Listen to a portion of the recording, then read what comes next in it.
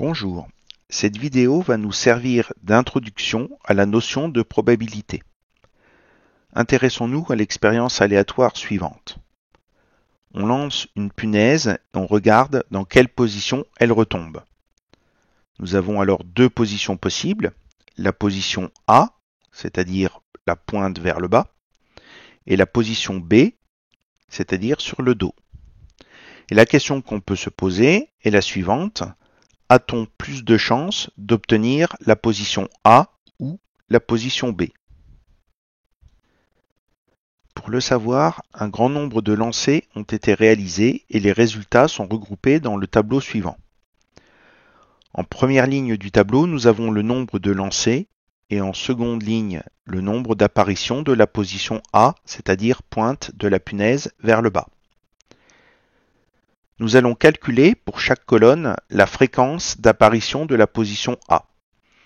Rappelons que la fréquence est égale à l'effectif divisé par l'effectif total. Autrement dit, le nombre d'apparitions de la position A divisé par le nombre de lancers.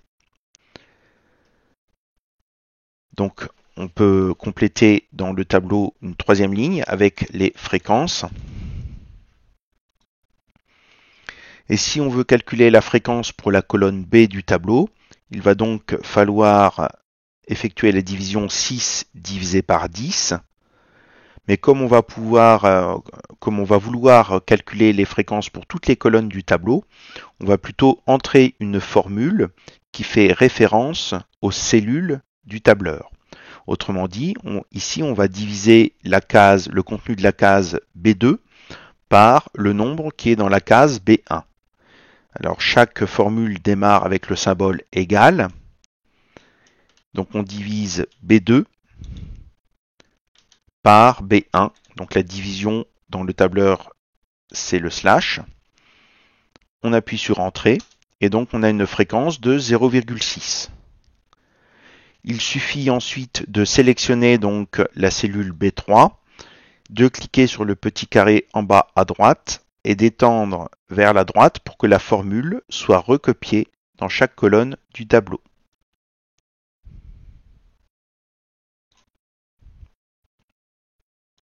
On obtient ainsi toutes les fréquences. Le constat qui peut être fait est le suivant. Les fréquences varient pour un petit nombre de lancers, c'est ce que l'on voit sur les premières colonnes du tableau, mais ces fréquences semblent se stabiliser autour de la valeur 0,45 lorsque le nombre de lancers devient grand. C'est ce que l'on constate sur les dernières colonnes du tableau. Donc, qu'est-ce que cela signifie? Alors, on pourrait aussi utiliser un graphique pour visionner cette stabilisation des fréquences. Il suffit pour cela de sélectionner le nombre de lancers qui va apparaître en abscisse et puis la ligne des fréquences qui va apparaître en ordonnée. Et puis d'utiliser par exemple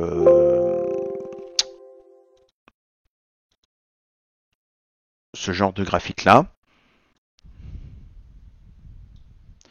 Donc on voit bien sur ce graphique, donc on a en abscisse le nombre de lancers et en ordonnée les fréquences correspondantes. On voit bien que sur un petit nombre de lancers, la courbe varie beaucoup. Et plus le nombre de lancers augmente, plus la courbe des fréquences semble se stabiliser autour de la valeur 0,45. Donc on observe ainsi, en réalisant un grand nombre de fois l'expérience, que la position grand A apparaît moins souvent que la position grand B. On peut même dire qu'on a environ 45% de chances d'obtenir la position grand A et donc 55% de chances d'obtenir la position grand B. Nous dirons sur cet exemple que la probabilité d'obtenir la position grand A est égale à 0,45 et celle d'obtenir la position grand B est égale à 0,55. Nous mettrons en place le vocabulaire dans une prochaine vidéo, le vocabulaire lié aux probabilités.